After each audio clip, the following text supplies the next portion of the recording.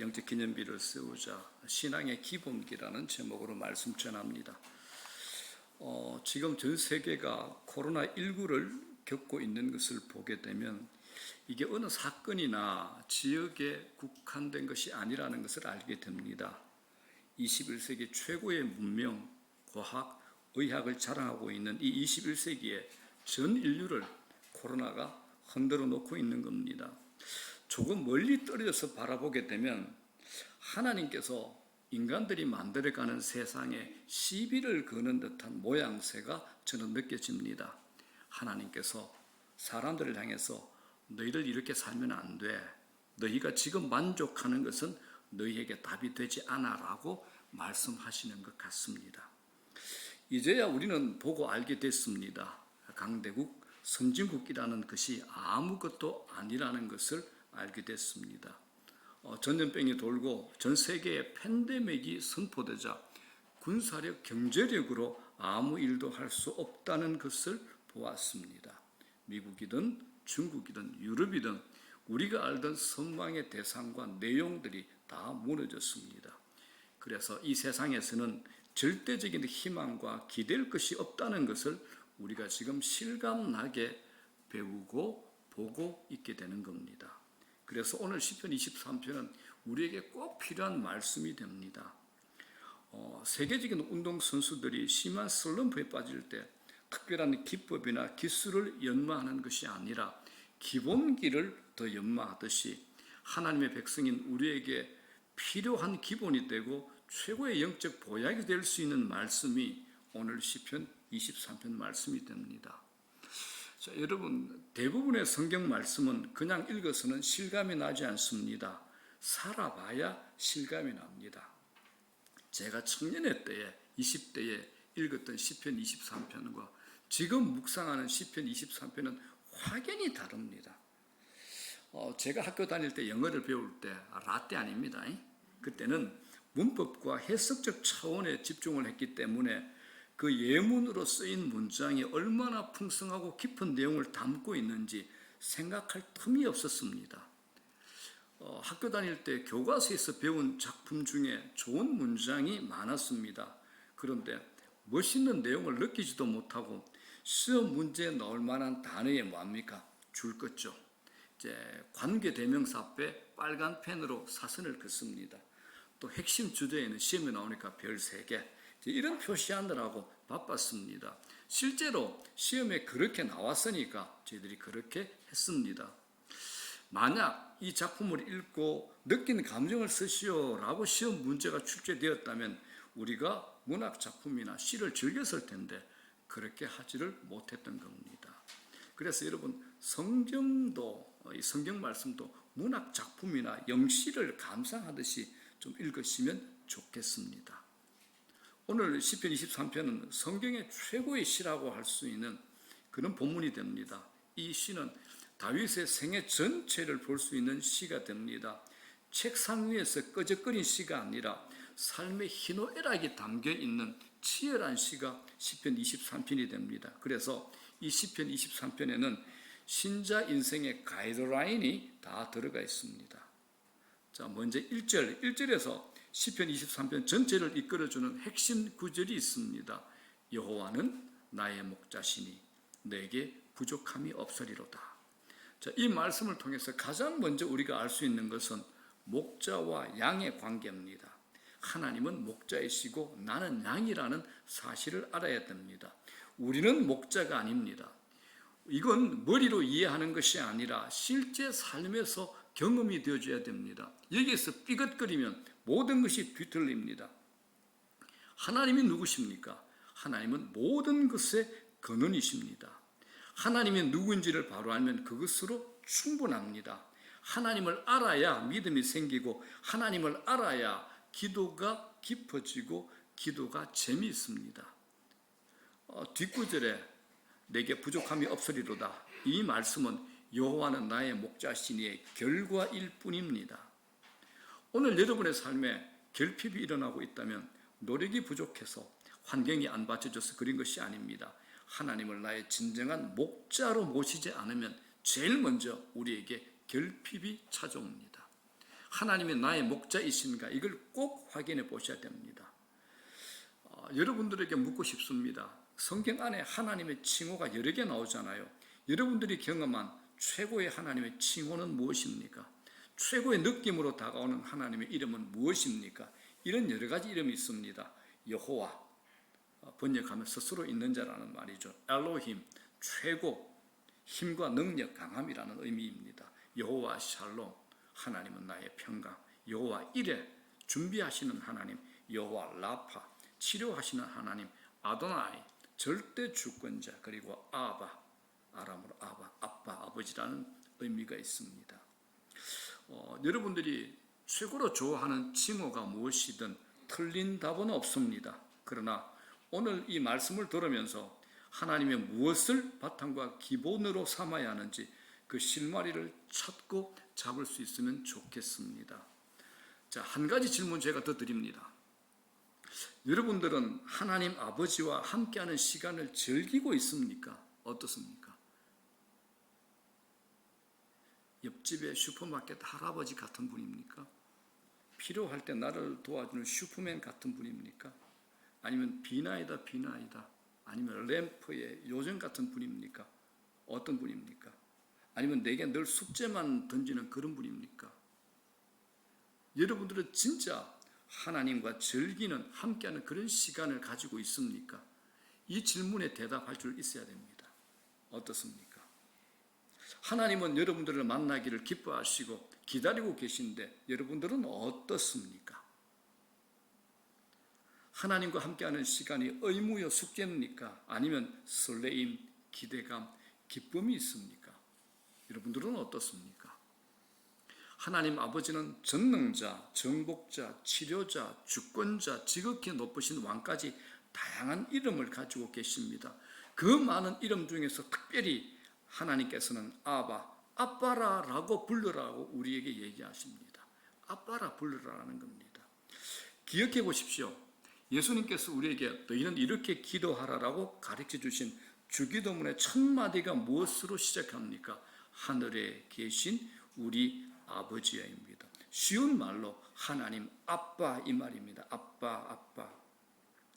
자, 이 부분에서 우리가 힘든 것이, 우리는 내 신앙이나 삶의 수준이 어느 정도 높이 이르고 그 수준을 유지할 수 있을 때에만 하나님께서 나를 받아주실 것이라고 생각하고 주저하면서 늘 이 부분에서 머문합니다. 그러나 성경의 약속을 잊지 마십시오. 하나님은 언제나 우리의 아버지가 되시며 우리의 죄, 나의 죄에 대한 하나님의 진노는 내게 아니라, 우리에게가 아니라 이미 십자가에 달리신 예수님께 남김없이 다 쏟아내셨다라는 겁니다. 증명을 해볼게요. 성경을 보면 예수님께서 이 땅에서 여러 가지 사역을 하시는 동안 많은 기도하셨죠. 이때 아버지 하나님은 어김없이 전부 응답해 주셨습니다.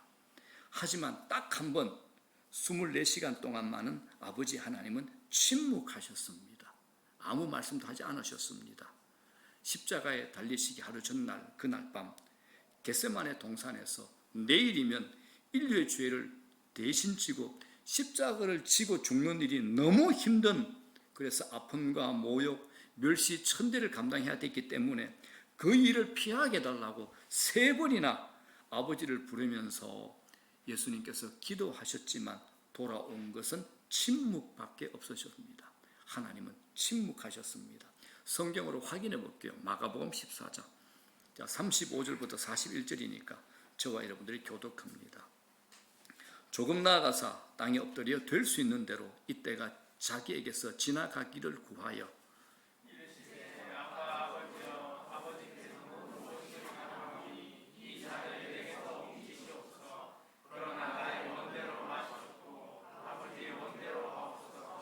이렇게 첫 번째 기도했습니다. 이 잔을, 십자가의 이 무거운 짐을 내게서 옮겨주십시오라고 기도하신 겁니다. 37절 돌아오사 제자들이 자는 것을 보시고 베드로에게 말씀하시되 시몬아 자느냐? 네가 1시간도 깨어 있을 수 없더냐?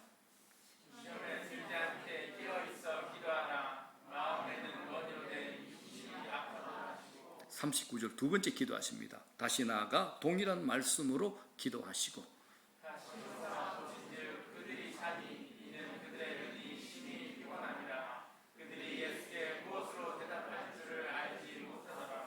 41절 세 번째 오사, 이 말은 세 번째로 따로 나가서 기도하신 후에 제자들이 오신 겁니다. 세 번 기도하신 거죠. 세 번째 오사, 그들에게 이르시되 이제는 자고 쉬라. 그만 되었다. 때가 왔도다. 보라, 인자가 죄인의 손에 팔리느니라. 이 세 번의 기도까지 하나님은 침묵하셨습니다. 그리고 십자가에서 예수님은 난생 처음으로 유일하게 하나님을 아버지라고 부르지 않으셨습니다. 자, 마가복음 15장 34절입니다. 나의 하나님, 나의 하나님, 어찌하여 나를 버리셨나이까. 성부 하나님은 이 무시무시한 시험의 기간 동안 예수님을 처음이자 마지막으로 버리셨습니다. 그 이유가 무엇일까요? 그 이유가 내 죄에 대한, 우리의 죄에 대한 하나님의 진노를 우리에게 아니라 십자가에 달리신 예수님께 남김없이 다 쏟아내기 위해서 그리하셨던 겁니다. 여러분들과 나를 영원히 받아주시기 위해서 하나님께서 예수님의 그 기도에 침묵하셨습니다. 그러므로 이 성경의 약속을 잊지 마십시오. 하나님은 언제나 우리 아버지가 되시며 우리 죄에 대한 하나님의 진노는 내게 아니라 십자가에 달리신 예수님께 남김없이 다 쏟아내셨다는 사실입니다. 오늘 우리 경주에서 은찬이하고 다솜이가 왔는데 경주에서 왔습니다. 그리고 우리 은설이 있습니까? 뒤에 잡니까? 오케이, 자고 있구나. 하율이 밑에 있구나. 오케이. 자, 우리 예배에 함께하는 우리 아이들 위해서 축복의 박수 한번 부탁드립니다. 얼마나 예뻐요. 오늘도 이 예배에 참여해준 모든 청년들을 축복합니다. 박수.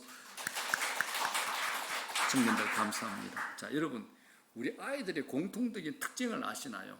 요새 아이들의 공통적인 특별히 이게 있습니다.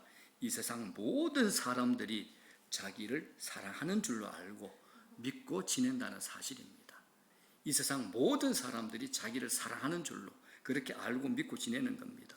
그래서 아이들을 보게 되면 어떨 때는 너무 이기적이에요. 그런데 아이들은 자신의 이기주의에도 절대로 움찔거리지 않습니다. 너무 당당합니다. 그냥 있는 그대로 철저히 자기 중심적인 모습으로 찾아다니고 살고 있습니다. 여러분, 하나님께서 우리에게 이렇게 하라는 겁니다. 우리에게 이렇게 하라는 겁니다. 그러므로 여러분, 하나님께는 뻔뻔스러우셔야 됩니다. 뻔뻔스러우십시오. 잘못했거나 문제를 일으키거나 내 삶에 변화가 없다고 하나님 아버지, 저 구제불능이지요. 저 안 되는 놈입니다. 라고 집 나가지 마시고 도망가지 마시고 뻔뻔스럽게 언제나 하나님 앞에 오시라는 겁니다.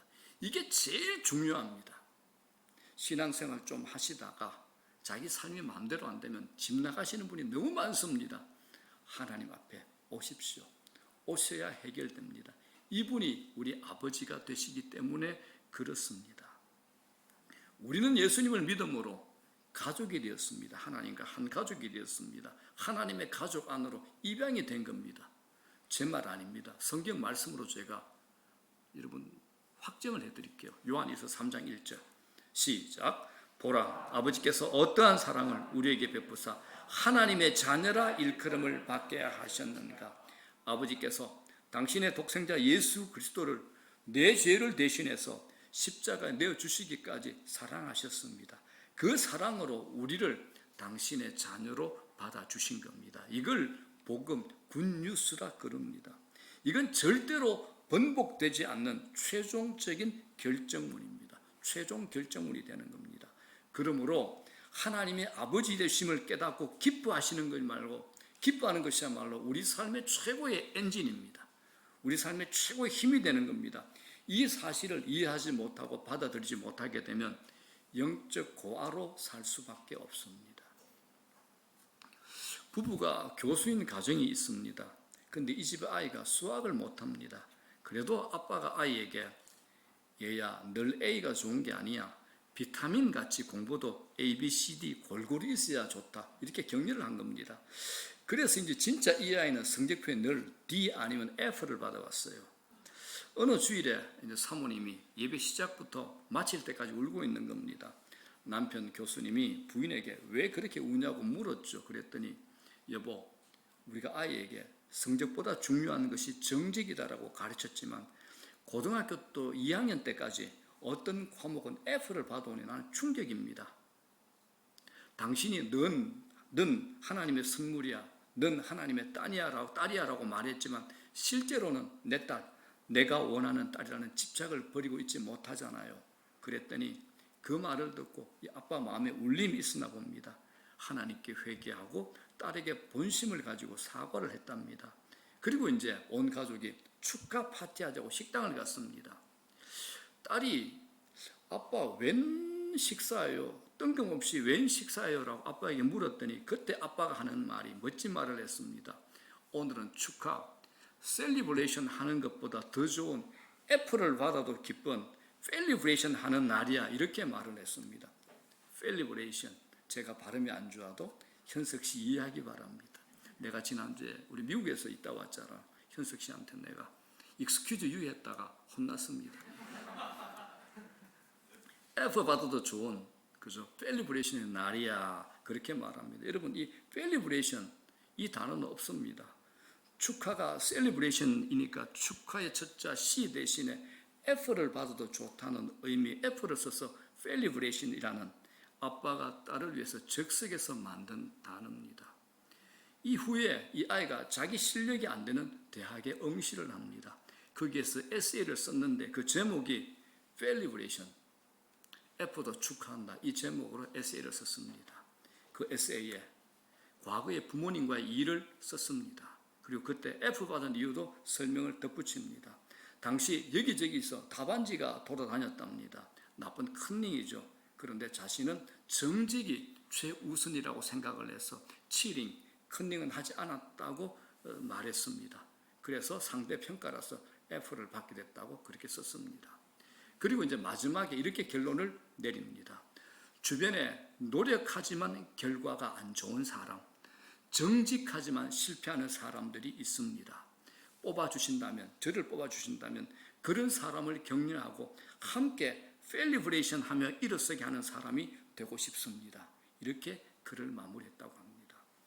채점자가 어떨까요, 여러분? 감동을 받았겠죠. 사랑스러운 에세이라 반응을 보였습니다. 어떻게 됐을까요? 결국 합격했습니다.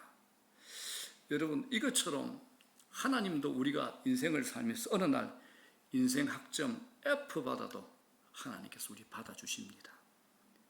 셀리브레이션으로 받아주시고 위로해 주시고 격려해 주시고 우리를 일으켜 세워주십니다. 잊지 말고 기억하십시오. 하나님은 지우고 싶은 나의 과거의 죄, 나 자신도 용서가 안 되는 잘못에 대해서도 조금의 악의도 품지 않으십니다. 현재의 죄, 고질적인 실수와 잘못에도 하나님은 우리에게 실망하지 않으십니다. 나의 죄로 인해 나를 창피하게 여기시는 일은 결코 없다라는 겁니다. 여러분에게 묻고 싶습니다. 하나님께서 여러분을 그냥 단순히 참아주신다고 생각하십니까? 아니면 조금이라도 불쾌하게 여기신다고 생각하십니까? 이런 생각을 가지신 분은 하나님이 자신에게 복 주시기를 원하신다는 사실을 좀처럼 믿지 못합니다. 하나님의 풍성한 복을 경험하고도 하나님은 내게 벌도 주실 거야 라고 예상하며 마음 졸이며 살아갑니다. 복을 받을 때는 좋은데 한편으로 두려움을 가지고 있죠. 공평하신 하나님께서 죄가 있는 못난 내게 이런 과분한 행복을 오랫동안 허락하지 않을 것이라고 생각하기 때문에 그렇습니다. 사랑하는 여러분, 이건 복음의 가르침과 정반대입니다. 우리가 마땅히 받을 벌은 이미 예수님께서 다 받으셨습니다. 로마서 8장 1절, 성경에서 제일 필요한 한 구절을 뽑아라. 이 두꺼운 성경책에서 제일 필요한 한 구절을 뽑아라면 신학자들이 공통적으로 뽑는 게 로마서 8장 1절입니다. 다 같이 시작. 그러므로 이제 그리스도 예수 안에 있는 자에겐 결코 정죄함이 없나니. 여러분, 하나님께서 우리를 보실 때 우리의 죄성, 못난 모습, 연약함, 이 모습으로 보지 않습니다. 예수 그리스도를 통해서 우리를 보시는 겁니다. 우리 죄 전부를 예수님께 떠넘기고 십자가에서 처리하시기 때문에 우리의 죄를 죄로 보지 않으신다는 겁니다. 자, 그렇다면 우리를 위해서 남은 것은 행복과 기쁨밖에 없습니다. 이걸 잠언서에서 이렇게 우리에게 확인시킵니다. 시작. 여호와께서 주시는 복은 사람을 부하게 하고 근심을 겸하여 주지 아니하시느니라. 기가 막힌 복 아닙니까? 여호와께서 주시는 복은 사람을 부하게 하고 근심을 겸하여 주지 아니하시느니라. 얼마나 감사합니까? 예수 그리스도께서 십자가에서 완성한 사역으로 인해 하나님은 이제 우리를 너무도 사랑스럽고 순진무구한 자녀로 보십니다. 우리를 향한 이 기쁨을 하나님은 지금도 노래하고 계십니다. 하나님의 노래하신다니까 여러분들이 못 믿으신다는 표정인데 제가 성경으로 증명해 볼게요. 스바냐서 3장 17절 시작. 너희 하나님 여호와가 너희 가운데 계신 그는 구원을 베푸실 전능자이시고 그가 너로 말미암아 기쁨을 이기지 못하시고 너를 잠잠히 사랑하시며 너로 말미암아 즐거이 부르며 기뻐하시리라 하리라. 너로 말미암아 즐거이 부르며 이게 무슨 말이냐?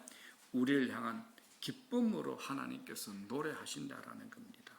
자, 이 시간 우리 모두 우리를 향한 하나님의 마음을 느끼면서 이 본문을 가지고 찬양이 되어 있는 찬양곡을 한번 찬양 같이 하겠습니다. 너희 하나님 여호와가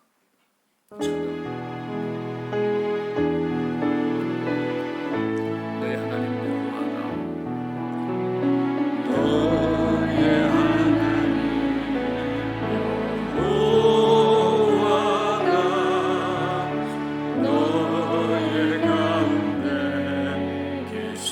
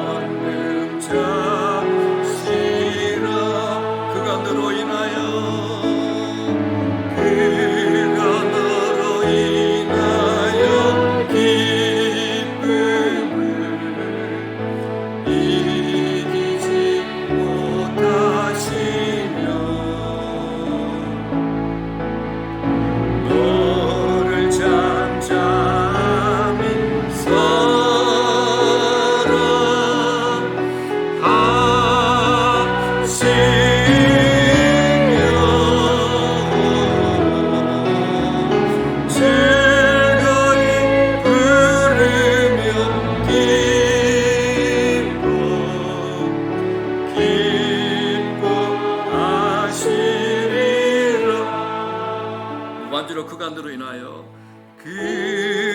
너로 인하여 기쁨을 이기지 못하시며 너를 잠잠히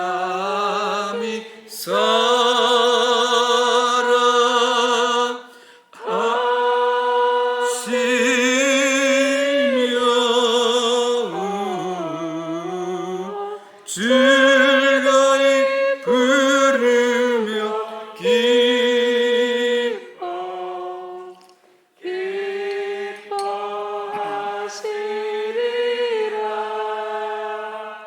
여러분, 이 약속의 말씀이 정말 여러분의 것이 되었다면 우리의 기도에도 어떤 변화가 생길 수 있습니다.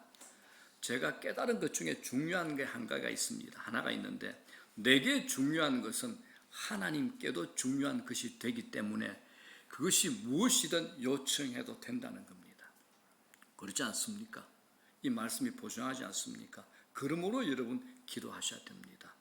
하나님께서 나를 도와주고 하나님께서 나를 변화시키고 하나님께서 나를 이끌어 달라고 강하고 담대하게 기도하실 수 있다는 겁니다. 이게 우리의 신분과 특권이 됩니다. 하나님께서 우리에게 주신 이 특권과 지위에서 능력 있는 기도가 뿜어져 나오는 겁니다. 자, 여러분 모두 눈을 잠시 감아 주십시오. 자신에게 한번 물어보십시오. 나는 하나님을 어떻게 생각하고 있는가?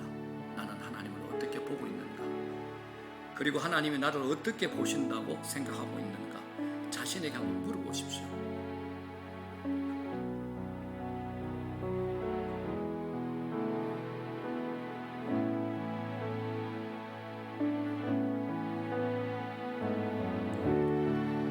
여러분들은 하나님을 어떻게 보고 있습니까? 어떻게 하나님을 생각하고 있습니까?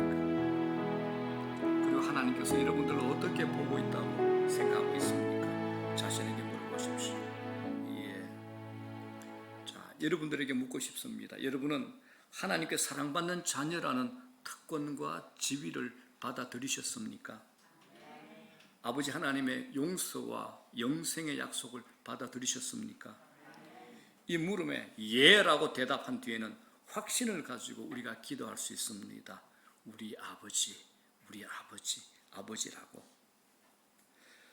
아마 많은 분들이 이렇게 살아야 되겠다라고 작정을 했을 겁니다. 그런데 이 은혜 오래 가지 않습니다.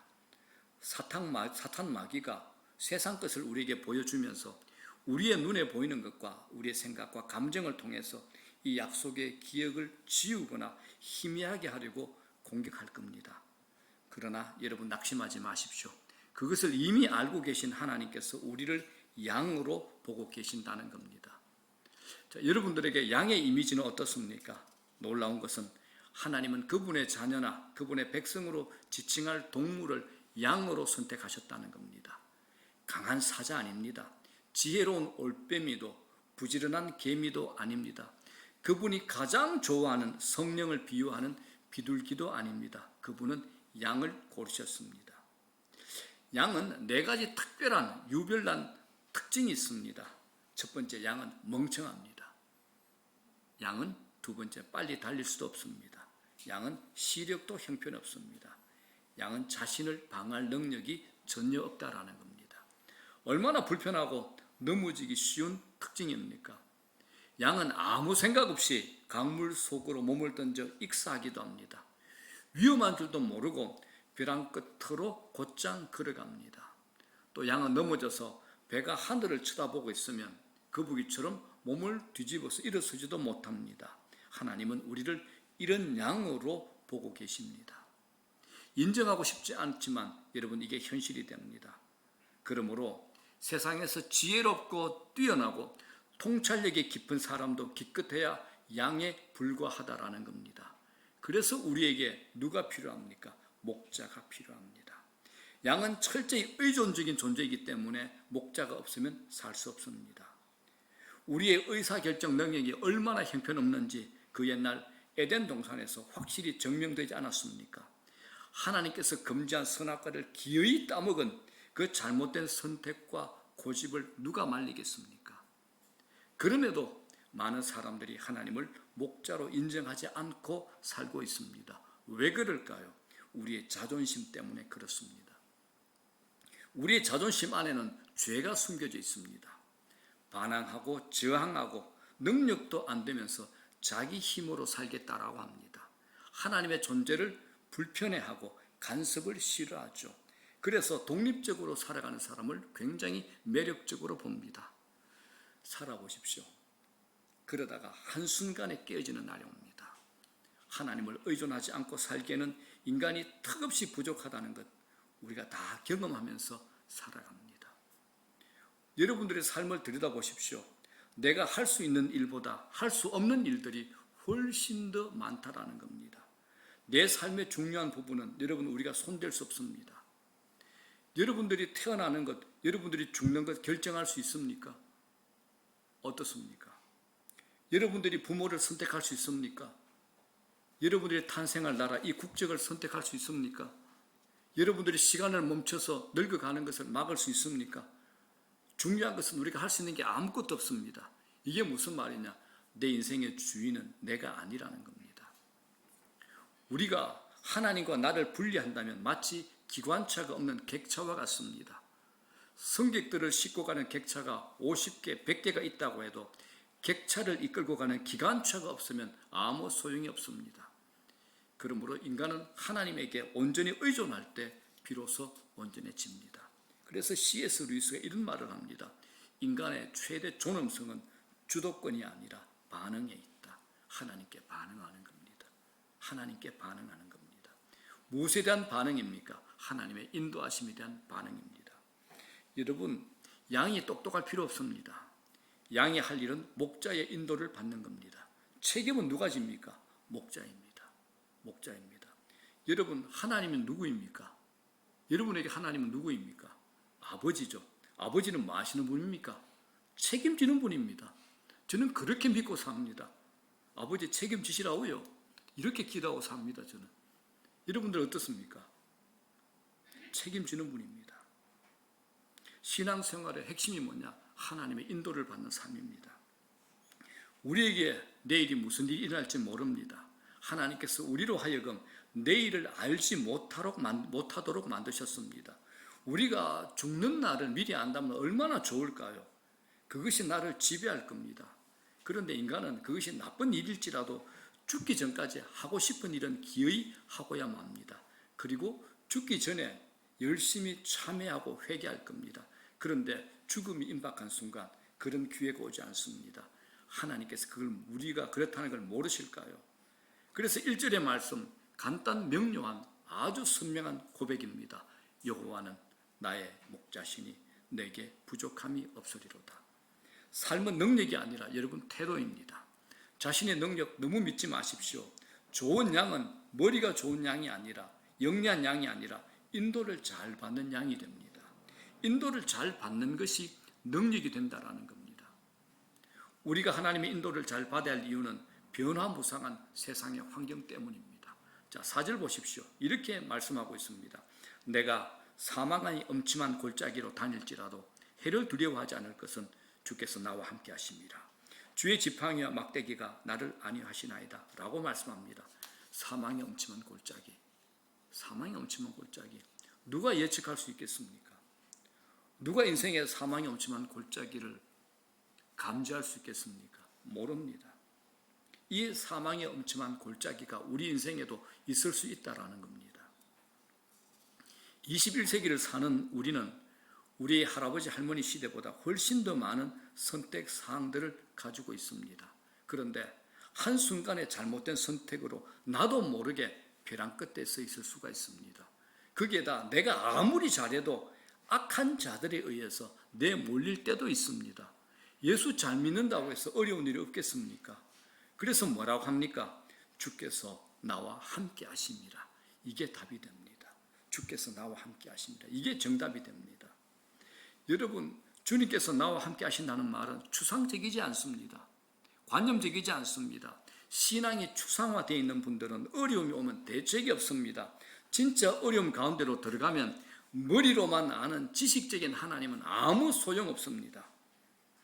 하나님과 함께하는 하나님의 임재 안에서 살아야 두려움이 없어집니다. 일상 속에서, 여러분의 일상 속에서 하나님이 함께 하시는 임재를 날마다 경험하시기를 축원합니다.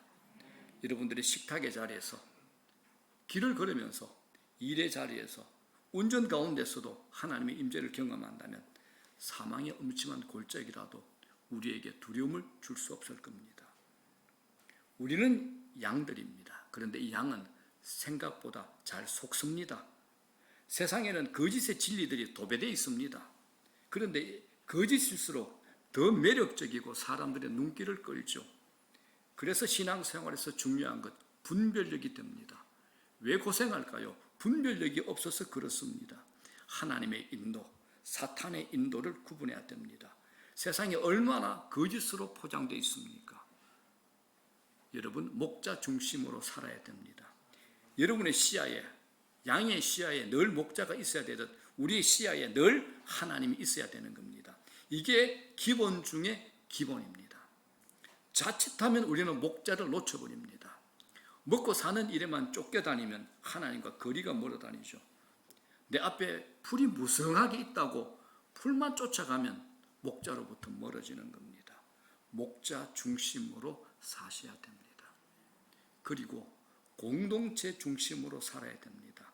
양은 떼를 짚고 다닙니다. 이게 양입니다. 양은 이렇게 떼를 짚고 다니죠. 무리를 떠나면 생명을 보장받을 수 없기 때문에 그렇습니다. 우리의 삶도 마찬가지입니다. 사탄은 우리가 홀로 떨어져 있는 때를 노립니다.